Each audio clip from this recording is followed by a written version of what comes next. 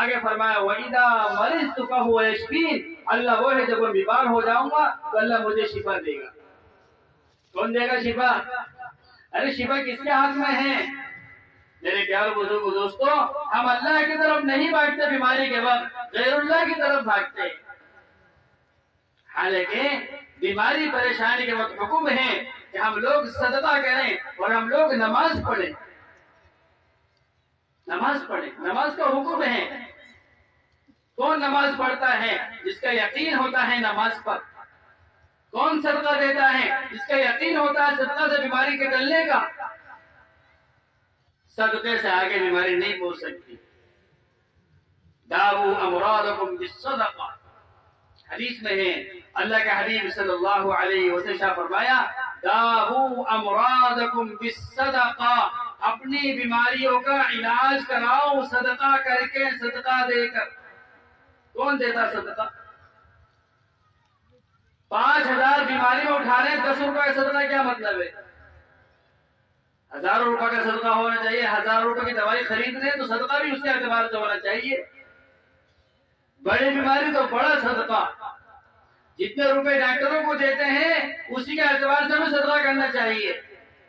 صدقہ کریں اتنے روپے کا کہ اسے دیتے ہوئے دل پر بوجھ پڑے۔ کیا پڑے؟ بوجھ پڑے۔ ایک آدمی لاکھوں کماتا ہے، 10 روپے دینے میں کیا بوجھ پڑے گا اس پر؟ ایک آدمی کروڑوں کماتا، 100 روپے دینے میں کیا بوجھ پڑے گا اس پر؟ صدقہ اتنا دیں کہ دیتے ہوئے بوجھ پڑے، تب اللہ تعالی کی طرف سے فیصلے ہوں گے۔ حضور نے قسم کھا کر یہ بات فرمائی، ما نقص مال عبد من الصدقہ، کسی آدمی کا مال خدا کی قسم صدقہ دینے سے کبھی کم نہیں ہو سکتا، کبھی کم نہیں ہو سکتا۔ لیکن یقین نہیں ہے۔ صحابہ کا یقین تھا، صحابہ بیماری کے وقت اللہ کی طرف متوجہ ہوتے تھے، نماز پڑھتے تھے۔ کیوں؟ انہیں یقین تھا کہ بیماری اللہ کے حکم سے آئی ہے، بغیر حکم الہی کے بیماری آ ہی نہیں سکتی، اور شفا بھی اللہ کے حکم سے ہوگی، بغیر حکم الہی کی شفا ہو ہی نہیں سکتی۔ اگر اللہ کا حکم نہ ہوا تو شفا نہیں ہوگی۔ وَإِذَا مَرِضْتُ فَهُوَ يَشْفِينِ، ابراہیم علیہ السلام فرمایا جب میں بیمار پڑ جاتا ہوں اللہ وہ ہے جو مجھے شفا دیتا ہے۔ ہدایت دینے والی ذات کس کی ہے بھائی بتا دو؟ اللہ کی۔ مَن يَهْدِهِ اللَّهُ فَلَا مُضِلَّ لَهُ، اللہ جس کو ہدایت دے تو اس کو کوئی گمراہ نہیں کر سکتا۔ دنیا کی ساری طاقتیں مل کر کسی گمراہ کرنا چاہے، اللہ اس کو ہدایت دے تو اس کو کوئی گمراہ نہیں کر سکتا۔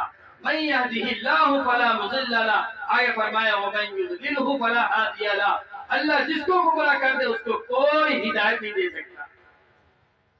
اللہ جس کو ہدایت نہیں دینا چاہتا اس کو کون ہدایت دے سکتا ہے؟ ہمارے نبی صلی اللہ علیہ وسلم اپنے چاچا کو ہدایت دینا چاہتے تھے، بار بار کہہ رہے چاچا جان ایمان میں داخل ہو جاؤ، ایمان میں داخل ہو جاؤ۔ جب مرض الوفات میں ہیں، مرنے کے قریب ہیں ابو طالب، آپ بے قریب، کہا چاچا جان ایک مرتبہ کلمہ لا الہ الا اللہ میرے کان میں کہہ دو، میں اللہ کے ہاں گواہی دے دوں گا۔ اللہ نے فرمایا جبرائیل کو بھیجا، جبرائیل جاؤ یہ آیت لے جاؤ، یہ سنا دو میرے حبیب کو۔ کون سی آیت لے جاؤ؟ یہ والی لے جاؤ، انک لا تہدی من احببت ولکن اللہ یہدی من یشاء۔ اے نبی آپ جس کو چاہے ہدایت نہیں دے سکتے، ہدایت تو ہم دیتے ہیں، ہدایت تو ہم دیتے ہیں۔ آپ تو یوں کہیے، آپ تو یہ کہیے انا مبلغ واللہ یہدی، ارے بھائی میں تو بات پہنچانے والا ہوں، میں تو بات پہنچانے والا ہوں، میں تو تبلیغ کرنے والا ہوں، واللہ یہدی، ہدایت تو اللہ دیتا ہے، میرے ہاتھ میں ہدایت نہیں ہے، نبی کے ہاتھ میں بھی ہدایت نہیں ہے۔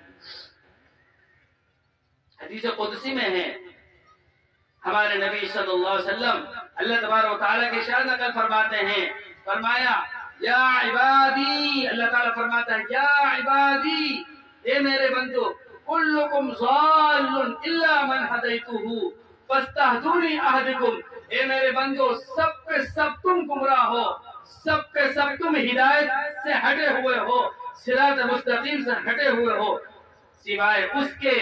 سوائے اس کے الا من ہدیتہ، سوائے اس کے جس کو میں ہدایت دوں، لہذا فاستہدونی، لہذا مجھ سے ہدایت مانگو، اہدکم، میں تمہیں ہدایت دوں گا۔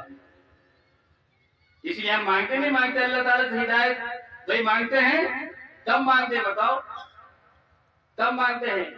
ہم لوگ نماز میں ہدایت مانگتے ہیں، ہر نماز کی ہر رکعت میں ہدایت مانگتے ہیں، کہتے ہیں اہدنا الصراط المستقیم، اہدنا الصراط المستقیم، اے اللہ ہمیں سیدھے راستے کی ہدایت دے، ان لوگوں کے راستے کی ہدایت دے جن پر تو نے انعام کیا، ان لوگوں کی ہدایت راستے کی ہدایت نہ دینا جن پر آپ کا غضب نازل ہوا۔